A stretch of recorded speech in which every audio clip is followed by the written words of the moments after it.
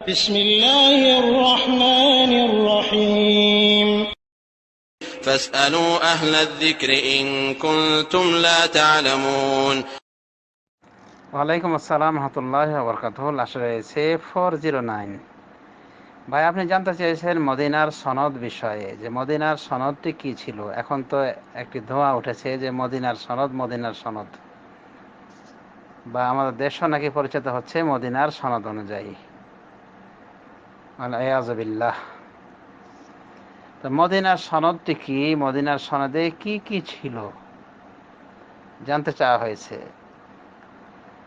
মদিনার সনদ বলা হয় একটি চুক্তিনামাকে, যে চুক্তিপত্র চুক্তিনামা রাসূলুল্লাহ সাল্লাল্লাহু আলাইহি ওয়াসাল্লাম লিখেছিলেন সাহাবী মারফত,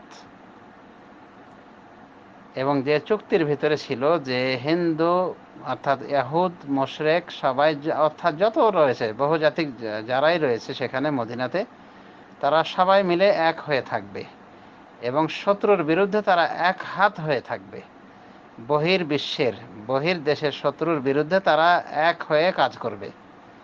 কোনোভাবে তাদের যদি কেউ মারা যায়, যে কেউ যদি হত্যা হয়, নিহত হয়, তাহলে তার মুক্তিপণ তারা দিবে, দিয়াত আদায় করবে।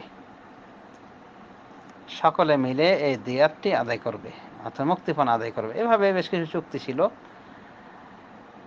অনুরূপভাবে তাদের মধ্য থেকে কেউ বহির্শত্রুকে সাহায্য সহযোগিতা করবে না। এই ধরনের বিভিন্ন চুক্তি হয়েছিল। এটাকে বলা হয় মদিনার সনদ। এবং এই সনদ সম্পর্কে বর্ণিত হয়েছে যে রাসূলুল্লাহ সাল্লাল্লাহু আলাইহি ওয়াসাল্লাম মক্কা ছেড়ে মদিনা যাওয়ার অল্প কিছুদিনের মধ্যেই এই সনদ স্বাক্ষর করেছিলেন, এই সনদটি পাশ করেছিলেন, এই সনদটিকে চূড়ান্ত করেছিলেন। তো মদিনার এই সনদের অনেকগুলি ধারা রয়েছে।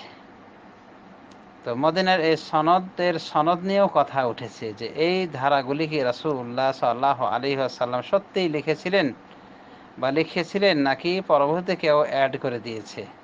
আল্লামা ইবনে হাজম জাহিরি একজন বড় পণ্ডিত, ইসলামিক স্কলার এবং ইতিহাসবিদ, এবং অনেক উঁচু মাপের মুহাদ্দিস ছিলেন এবং ফকিহ ছিলেন। তিনি বলেন যে মদিনার সনদ এটি একটি মিথ্যা সনদ।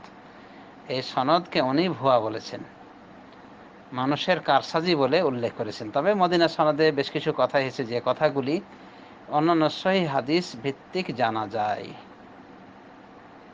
যেমন কাফের মুশরিকদের বিরুদ্ধে অর্থাৎ বহির্শত্রুর বিরুদ্ধে সব এক হয়ে থাকবেন, এই মর্মে চুক্তি ছিল বলেই রাসূলুল্লাহ সাল্লাল্লাহু আলাইহি ওয়াসাল্লাম ইহুদিদেরকে পানিশমেন্ট করেছিলেন, যারা খন্দক যুদ্ধে মানে জোট পাকিয়েছিল বহির্বিশ্বের সাথে, অর্থাৎ মক্কার মুশরিকদের সাথে এবং অন্যান্য আরব মুশরিকদের সাথে মিল দিয়েছিল মদিনার মুসলিমদেরকে নিধন করার বিষয়ে। অর্থাৎ রাসূলুল্লাহ সাল্লাল্লাহু আলাইহি ওয়াসাল্লাম এবং তার সাহাবায়ে কেরামকে একেবারে চিরতরে দুনিয়া থেকে বিদায় দেওয়ার জন্য, নিপাত করার জন্য, নিধন করার জন্য যে একটি সংঘবদ্ধ চুক্তি হয়েছিল, এই চুক্তিতে ইহুদিরাও যোগ দিয়েছিল, মদিনার ইহুদিরা। অথচ তারা চুক্তিবদ্ধ ছিল যে তারা বহিরাগত কোনো শত্রুকে সাহায্য করবে না, কিন্তু তারা এটাই করেছিল।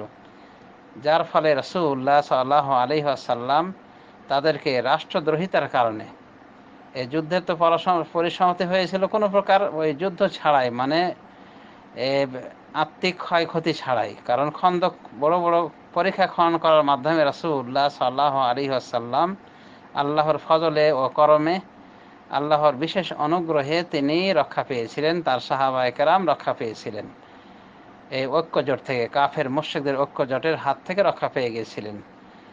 তো এবং আল্লাহ রাব্বুল আলামিন বিশেষ মদদ সাহায্য পাঠিয়েছিলেন, ফেরেশতা পাঠিয়েছিলেন, অনুরূপভাবে ঝড়ো হাওয়া পাঠিয়েছিলেন, যার ফলে তাদের টিকে থাকা সম্ভব হয়নি।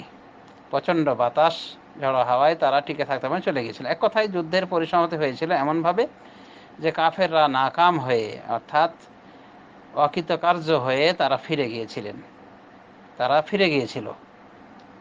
তো তারা যখন ফিরে গিয়েছিল, এবার রাসূলুল্লাহ সাল্লাল্লাহু আলাইহি ওয়াসাল্লাম বনু কুরাইজা এই এলাকা, এই লোকগুলিকে, এরা যেহেতু বিশ্বাসঘাতকতা করেছিল, মুসলিমদের চুক্তিকে এড়িয়ে গিয়েছিল, লঙ্ঘন করেছিল এবং তারা রাষ্ট্রদ্রোহী হিসেবে চিহ্নিত হয়েছিল, এজন্য রাসূলুল্লাহ সাল্লাল্লাহু আলাইহি ওয়াসাল্লাম তাদের পানিশমেন্টের ব্যবস্থা করেছিলেন। এ থেকে প্রমাণিত হয় যে কিছু কিছু ধারা সহিহ হাদিস দ্বারা প্রমাণ হয়ে গিয়েছে বা বিশুদ্ধ ইতিহাস দ্বারা প্রমাণ হয়ে গিয়েছে। তবে মদিনা সনদের অনেকগুলি ধারা রয়েছে, এই কিছু ধারার ভিতরে সন্দেহ যে এগুলি হয়তোবা পরবর্তী কারসাজি করা হয়েছে। এক কথায় মদিনার সনদের সনদ নিয়েও কথা উঠেছে যে আর সনদটা সঠিক না বেঠিক। আল্লামা ইবনে হাজাম জাহিরি বলেন যে এটা একটি জাল সনদ, মানে পুরো ধারাগুলি জালিয়াত, এভাবে উনি বলেছেন। আরও কিছু ওলামা দিন তার সাথে রয়েছেন। এক কথায় মদিনার সনদ নিয়ে অনেক কথা রয়েছে। তো সংক্ষিপ্ত আকারে আমি এখানে আলোকপাত করলাম। হাযা বিল্লাহি তৌফিক ওয়া সাল্লাল্লাহু আলা নবিয়িনা মুহাম্মদ ওয়া আলা আলিহি ওয়া সাহবিহি আজমাইন। আসসালামু আলাইকুম ওয়া রাহমাতুল্লাহি ওয়া বারাকাতুহু।